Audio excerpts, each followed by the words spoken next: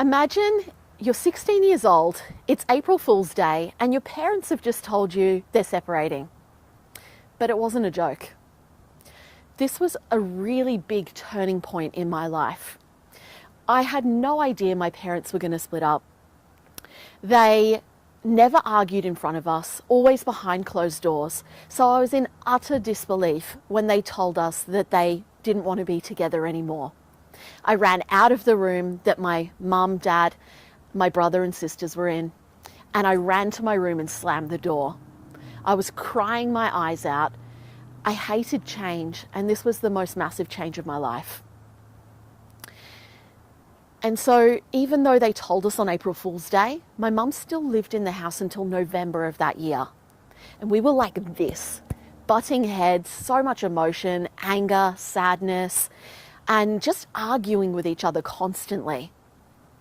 I was the only one out of my brother and two sisters that got to choose whether I was going to stay with dad in the house I'd grown up in or move away with mum. My brother and sisters had to move with mum, but I had a choice.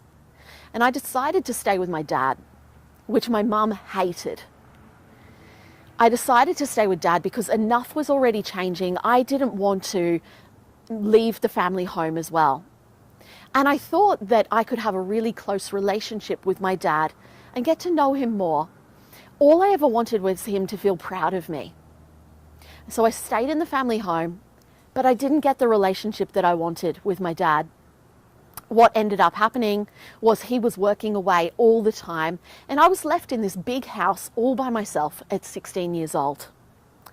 And so what did I do? What most teenagers would probably do. I ended up having parties all the time. I was smoking weed, I was drinking, and just having a good time. Well, I thought I was having a good time, but I was being very destructive. And it came to one day when my dad was, when I was 19 years old, and my dad had a conversation with me telling me that I had to leave. He couldn't handle me anymore. He couldn't handle me falling asleep at the dining room table, and that I was a bad influence for the kids, my brother and sisters, and my stepsister. And so he kicked me out, and I moved closer to the clubs that I was going out to every weekend. And I was a poor student. I had no money. And all my friends started coming to me, asking me where they could get drugs. And a light bulb sparked in my head. Maybe it was the entrepreneurial mindset, but just in the wrong way. And I decided that I would start dealing drugs so that I could make some money. And my friends were all asking for them anyway, so there's no harm, right? And so I started dealing drugs, and that led down a slippery slope. Until one night, I was out at my favorite club for Ministry of Sound night, so the biggest night of the year. I was in the club partying with my friends, and one of my friends called me on my phone and asked me for some pills. So I left the club, I sold them to him, and I went straight back to the club. I just wanted to get back inside and party on with my friends.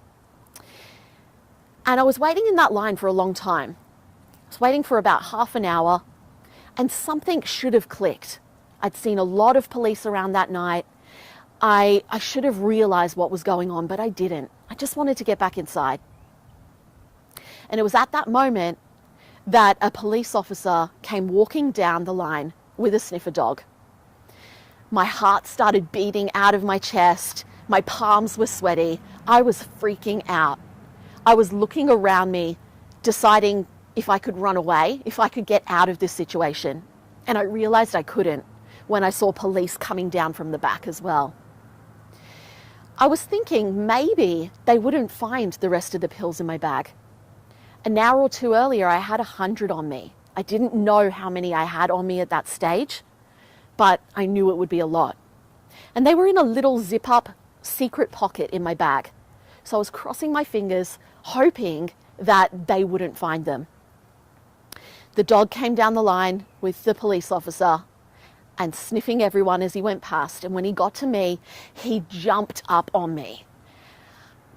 Paws up to my shoulders, this big, scary dog. And I freaked out. Not only was the dog scary, but all these things were running around in my head of what was going to happen next. The police officer went through my bag and he ended up finding the pocket and found the pills in there. There were over 30 pills that I was caught with. I went into complete shock. I couldn't hear anything. I couldn't see anyone else apart from the police officer and myself. And I didn't realize in that moment, but there was a film crew and a camera crew there taking photos and filming me. A few days later, my dad gave me a call and he was asking how I was. And something sounded a bit strange in his voice, but I didn't know what it was. And then he told me. He said that he saw me on the front page of the paper in my little black clubbing dress with a big headline saying police raid nightclub, Operation Walk the Line. One main person was caught and that was me. And I could just hear the disappointment in my father's voice. I felt so ashamed. All I'd ever wanted was for my dad to be proud of me, and I'd done the opposite. All I wanted was for his love and attention, and I was trying to get that in all the wrong ways. So that led down a path of me being even more destructive. I wasn't loving myself, and even though I wasn't dealing drugs anymore, I was still using drugs and I was still making destructive choices in my life. The biggest one of those at the time was a relationship that I got into. Now, this relationship started off really well. He called me beautiful, we spent so much time together, and we were having a really good fun time. But it quickly went downhill. This boyfriend actually started abusing me both physically and mentally. One day we were driving in the car and we'd had an argument over something so silly, I don't even remember what it was. And he reached over to the passenger side and punched me in the face. And I used to have a piercing right here, and it punched the piercing out and there was blood dripping down my face. There was another time where I was at home, lying on my bed, and he was standing over me, kicking me in my stomach. And he said that it was okay because at least he wasn't kicking me in the face. He said that I wanted him to hurt me. And I was on the phone to the police, telling them to come around. And two police officers turned up, a male and a female. The male police officer was talking to my boyfriend, and the female police officer was talking to me nearby. And she said something that didn't really sink in for me at the time because I wasn't ready to hear it. But I still remember it to this day.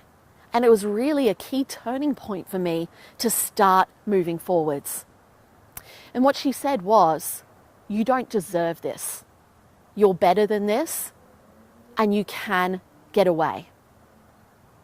And just having someone in that moment that believed in me, that cared about me, and that showed me that I was good enough, that I was worthy, was all that I needed to start making changes. It was at that time I knew that I needed to make a drastic change if my life was going to get better. I decided to move over to England to spend time with my family, where I was born, and to also travel around and have some fun. Away from the boyfriend, away from the drugs, and away from the whole scene and environment that I'd created for myself. So I moved over to England, but I got sick of being with my grandparents very quickly, and there was no work around that town. So I moved down to London. I found some work there as a live-in nanny. And I decided that I needed to let go of my past once and for all. I wrote a letter to my ex that I never gave him, just for myself. And it was a letter of forgiveness. I said, I forgive you, not because what you did was okay, but because I'm not angry anymore. I don't want to hold on to the anger and the sadness and the pain, and that I deserve more than this. I'm not all those names you called me. I am deserving, I am worthy, and I'm going to attract something better into my life. And literally a month after writing that, I found Nuno. Now, Nuno came into my life and we hit it off straight away. We'd only been together 3 months when I found out that I was pregnant. And I was in utter disbelief. I was looking at the pregnancy test saying, no, no, no, no, no. And he said, don't worry, I'm here by your side. I'm not going anywhere. I moved back to Australia at the end of the year ticket, and he followed me back over. I was working up until 39 weeks pregnant because I had no money, and Nuno couldn't work. He wasn't allowed to. And so when I had the baby and we got a letter in the mail, I knew that I had to do something to be able to create a better life for ourselves. And that letter in the mail said, your visa has been denied. I remember curling up in a ball on the ground, crying my eyes out, thinking, why does all this bad stuff keep happening to us? And I decided in that moment to start my business. I decided that I wanted money, I wanted freedom, I wanted time with my family, and I wanted to create a better life and lifestyle for us and make my own rules. So I started studying to become a personal trainer. I started my business the first week out of PT college, and I had no idea what I was doing. And I was making a couple of $100 a week when I found a business coach. I found him on Facebook. What he said really resonated with me. And the first thing he wanted me to do with him was $1,000. You could have said $100,000 at the time. It felt like so much. I didn't have that money. But what I did was I took action and I made the money and I paid it off bit by bit. And so what I learned from this journey is that you have to believe in yourself.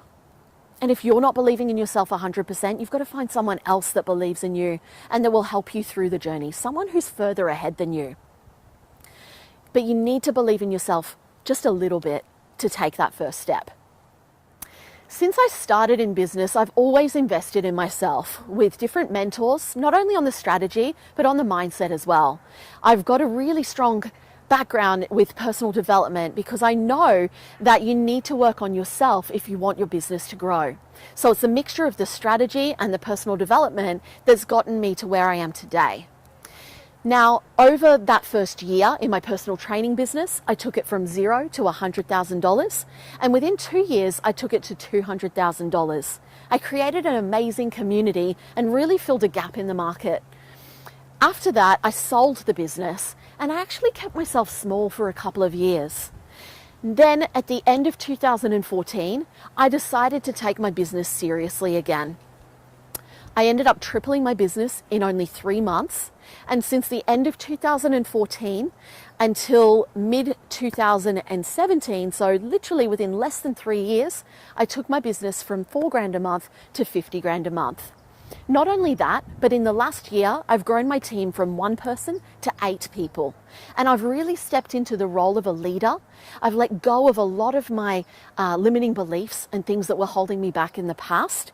And I've really created amazing systems, structure, and leverage within my business, where I've not only created more time for myself and my family, but created something that really works whether I'm traveling around the world or whether I'm right there in that moment. And really created a lot of success for my clients in helping them create multi-6-figure and 7-figure businesses whilst creating more freedom and time for themselves as well. So if you're on this journey where you're maybe not believing in yourself 100%, where you're holding yourself back in some area, and it may be in growing to that 6 figures or 7 figures, it may be on working on your personal development, it may be in putting systems and team in place so that you can have more time and more freedom in your life. Whatever it is for you, if there's somewhere where you want to be and you want to get there faster, then I'd really love to have a chat with you. And what I'm offering is a free strategy call where either me or my team can sit down with you and have a chat about where you're currently at, what your goals are for the next 12 months, and what's holding you back to achieve them. And we can put together an action plan for you to be able to get there much faster than what you could alone. So all you need to do is click on the button below, fill out your details, and we'll be in touch with you shortly.